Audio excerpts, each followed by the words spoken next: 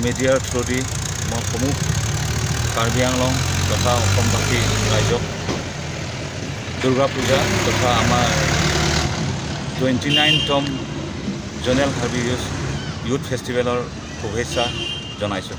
নমস্কাৰ। এইবাৰ আমাৰ ডিফু মাঞ্জা জোনৰ আমাৰ যোনটো জনেল ফেষ্টিভেল হ'ব আমাৰ এইবাৰ এই তাৰালাংচত মেইন তাৰালাংচতে আমাৰ অনুষ্ঠিত হ'ব। সেই প্ৰগ্ৰামটো 13-14 গতিকে মই এইবাৰ প্ৰথমবাৰৰ কাৰণে মই ৰিচিপশ্যন কমিটিৰ প্ৰেছিডেণ্ট হৈছোঁ।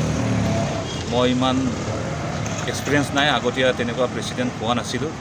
তথাপিও ৰাইজে মোক হ'ব লাগিব বুলি নাজানিলেও হ'ব লাগিব, আমি আছোঁ কওক, ৰাইজৰ মানে বন্ধু বান্ধৱৰ মানে সহায় সহযোগিতাত মই পাৰিম বুলি এই অনুষ্ঠানটো মই কৰিব পাৰিম বুলি লগৰীয়াৰ আশাত মানে কৰিছোঁ। আৰু মই নিজৰ কালচাৰৰ কথা ভাবি পেলাই ময়ো সিহঁতে হোৱাৰ কাৰণে মই প্ৰেছিডেণ্ট হিচাপে হৈছোঁ। তাতে মানে দায়িত্বটো লৈছোঁ। মানে তাতে মোৰ কিবা অলপ 19-20টো থাকিব নোহোৱা তথাপিও মানে ৰাইজে মোক কিবা হ'লেও ভুল ভ্ৰান্তি হ'লেও মোক ক্ষমা কৰিব।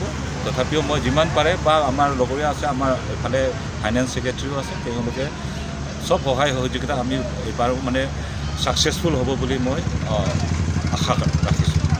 গতিকে আপোনালোকেও ডিফুৰবাসী বা কাৰ্বি আংলংবাসীক হওক বা কোনোবা আউটছাইডাৰ হ'লেও যদি আপোনালোকে আমাৰ এই কাৰ্বি কালচাৰেল প্ৰগ্ৰামটো চাবলৈ বিচাৰে বা কিবা চাব বিচাৰিলে আপোনালোকক মই মোৰ ফালৰ পৰা প্ৰেছিডেণ্টৰ পৰা আপোনাক আহিবলৈ মই অনুৰোধ কৰিছোঁ।